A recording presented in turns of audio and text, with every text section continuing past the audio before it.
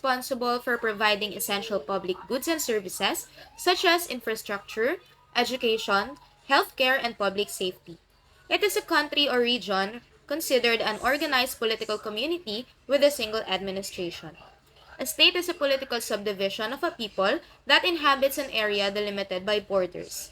The state is sovereign in its territory, also known as jurisdiction, and has the power to impose a set of laws on the people who live there. The Philippine state is divided into three branches: executive, legislative, and judiciary. First is legislative branch. The legislative branch is responsible for enacting laws that promote the public interest and protect the rights of the citizens. The legislative branch is given authority by the Philippine Congress to enact, amend, and abolish laws. This institution is divided into the Senate and the House of Representatives. In addition to occasionally amending or changing the Constitution itself, Congress is in charge of passing enabling laws to ensure that the nation upholds the spirit of the Constitution. The legislative body produces bills and resolutions, which are the two basic documents used to create laws. The Senate, or the House of Representatives, express their beliefs and ideals through resolutions.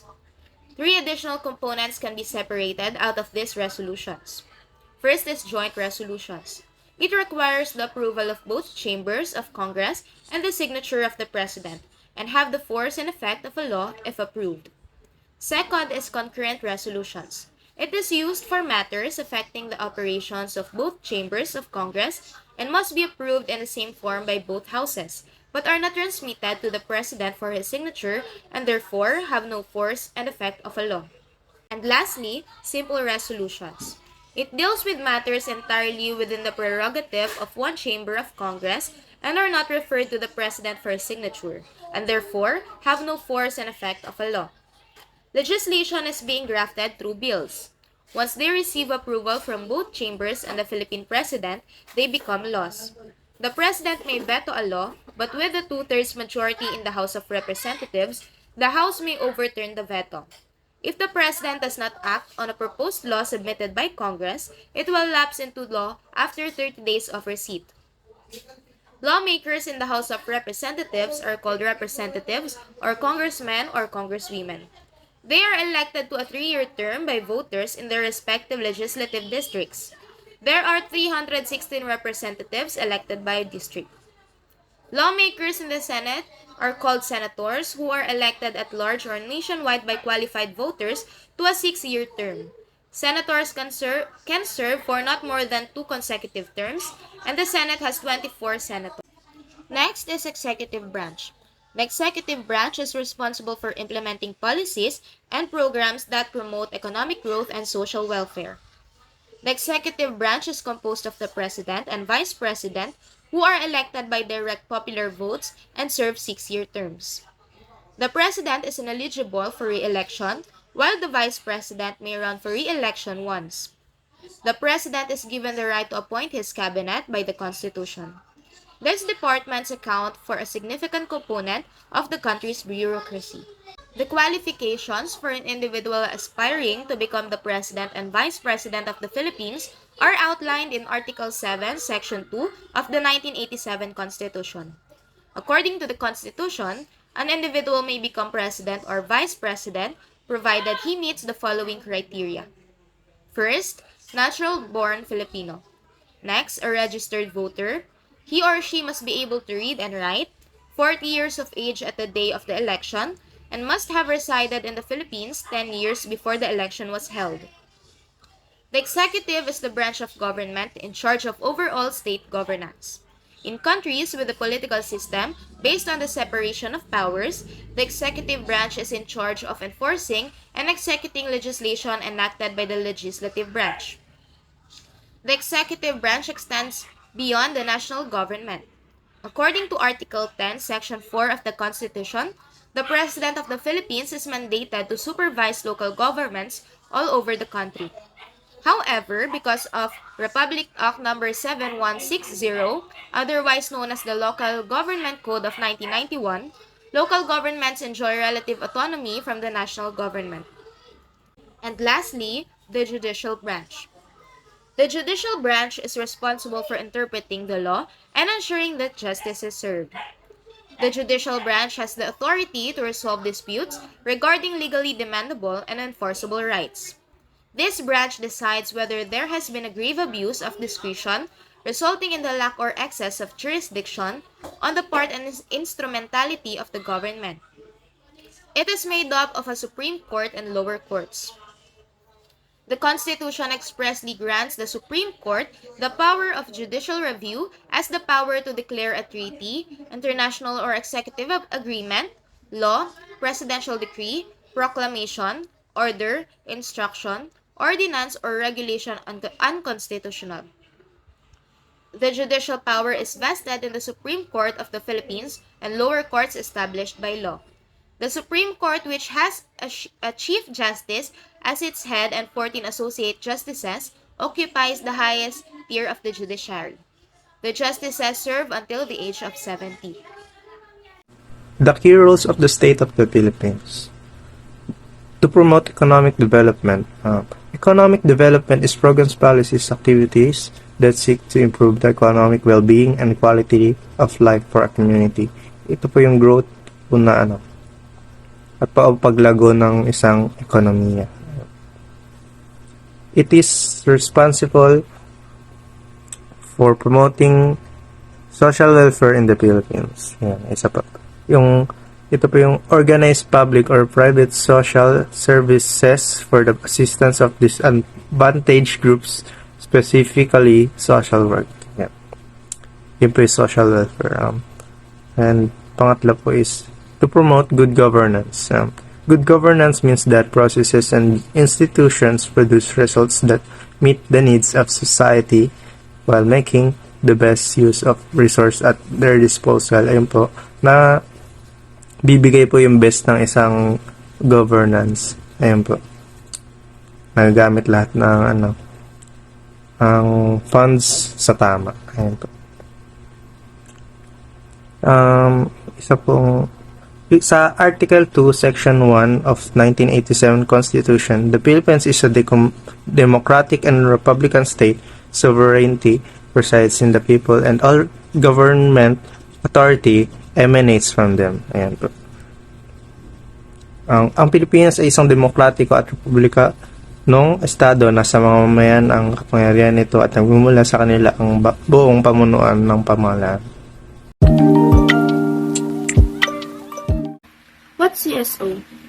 The civil society organization of CSO play important role in the governance and the growth of the Philippines. CSO are non-governmental organizations that operate independently of the government and the business sector, and are frequently motivated by social or political cause. Ang mga civil society organization ng CSO ay may mahalagang papel sa pamamahala at panunlad ng Pilipinas. Ang mga CSO ay mga organisasyong hindi maugnay sa pamahalaan at sektor ng negosyo. Kadalasang, ito ay pinag-udyukan ng isang sosyal o pampulitikang layunin. Maraming iba't ibang uri ng CSO ang nag-opera sa Pilipinas. Kasama na rin ang mga non-governmental organization o NGO, mga charitable institution at mga advocacy groups. Ang iba naman ay nakafocus sa mga tiyak na issue tulad ng kailangang karapatang pangtao, edukasyon at iba pa. Ang CSO ay may malaking ambag sa demokrasya ng bansa. Ang mga ito ay nagbibigay daan sa mga mamayanan sa mga isyong may kinalaman sa kanilang interes at kapakanan, and binibigyan ng mga CSO ang mga boses ang taong hindi nabibigyan ng tamang atensyon ng pamahalaan. The key roles of CSOs or civil society organizations in the Philippines, ayan, to promote citizens' participation. Ayan. Sa pagpapalaganap ng partisipasyon ng mamamayan, ang mga CSOs ay nagtutulak sa mga individual at grupo na aktibong makilahok sa mga usaping pampubliko. Ito ay nagpapatibay sa demokratikong proseso at pinahahalagahan ang boses ng bawat mamamayan. Halimbawa nito ang pagtutulak ng mga CSO sa mga pangkatang gawain tulad ng public consultations, barangay assemblies at consultations upang hikayatin ang mga mamamayan na magpahayag ng kanilang saloobin at magkomento hinggil sa mga isyu ng bansa. Next, to promote human rights and social justice in the Philippines. Yan, sa pagtataguyod ng karapatang pantao at katarungang panlipunan, mahalagang gampanin ng mga CSOs or civil society organizations ang pangangalaga sa mga karapatan ng mga mahihina at pinoprotektahan ang mga interes ng mga nasa pinakamahirap na sektor ng lipunan. Yan, halimbawa nito ay ang mga samahang tumutulong sa mga magsasaka laban sa pang-aabuso ng mga Panginoong may lupa o sa mga organisasyon ng mga indigenous people na lumalaban para sa kanilang mga karapatang pangkultura at sa kanilang mga lupang ninuno. Yan. Next, to provide important service to communities. Sa pagbibigay ng mahalagang serbisyo sa mga komunidad, natutugunan ng mga civil society organizations ang mga pangangailangan na hindi lubos na tutugunan ng pamahalaan. Maraming mga CSOs ang nagbibigay ng libreng edukasyon at serbisyong kalusugan sa mga liblib na komunidad. Mayroon ding mga organisasyon na naglalaan ng mga livelihood programs para matulungan ang mga kababaihan, mga magsasaka at mga katutubo na maiangat ang kanilang pamumuhay. Halimbawa nito ang mga non-government organizations or NGOs sa mga faith-based organizations. Ayan, next. To serve as a check and balance to government actions. Ayan.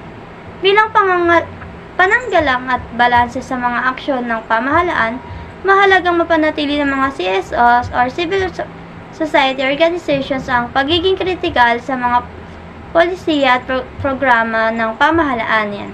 Sila ang humahakbang upang tiyakin na ang mga hakbang ng gobyerno ay nakaayon sa interes ng taong bayan at hindi naglalayon sa pansarili o particular na kapakanan ng mga opisyal.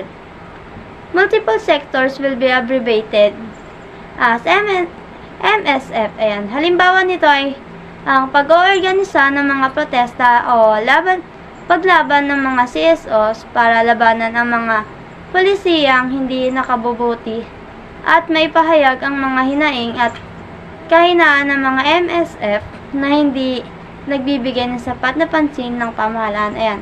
Yung MSF po ay ang mga misyon na walang hanggan o MSF o Medicine Sans Frontiers, ayan, ay isang international na samahan ng medical na voluntaryo at profesional na naglalayong magbigay ng medical na tulong sa mga komunidad at mga individual na apektado ng kaguluhan, kalamidad at kahirapan.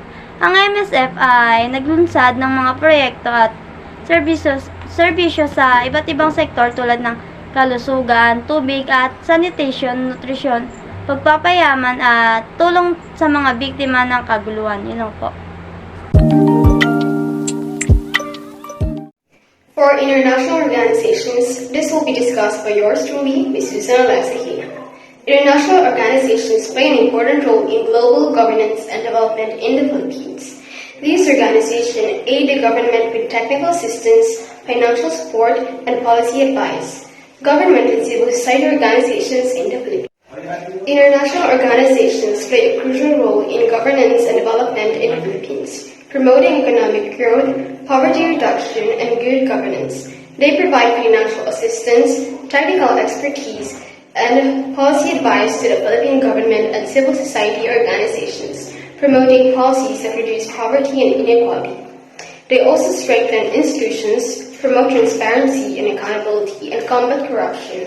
They also offer technical assistance and training to government officials to improve their skills and knowledge. Just like these examples, UNIDO, or United Nations Industrial Development Organization, UNICEF, or the United Nations International Children's Emergency Fund, ILO or ILO, or the International Labour Organization, and International Maritime Organization. In addition to economic development and governance, international organizations promote human rights and social justice in the Philippines, promoting gender equality, protecting marginalized groups' rights, and combating discrimination. They also provide humanitarian assistance during crises such as natural disasters. In conclusion, international organizations are essential in promoting economic growth, good governance, human rights, and social justice in the Philippines. The key roles of international organization. First, to promote economic growth and poverty reduction. Second, it plays a critical role in promoting good governance in the Philippines. Third, it plays a role in promoting human rights and social justice in the Philippines. Fourth, it provides humanitarian assistance in times of crisis. International organization, a body whose members are bounded together formally with members drawn from a minimum of 3 nations and operations conducted across multiple states. The coordinating body, the Union of International Associations, makes a distinction between the roughly 6,000 non-governmental organizations, or NGOs, whose members are associations or individuals, and the more than 250 international government organizations, which are members of states that have been established by intergovernmental agreements.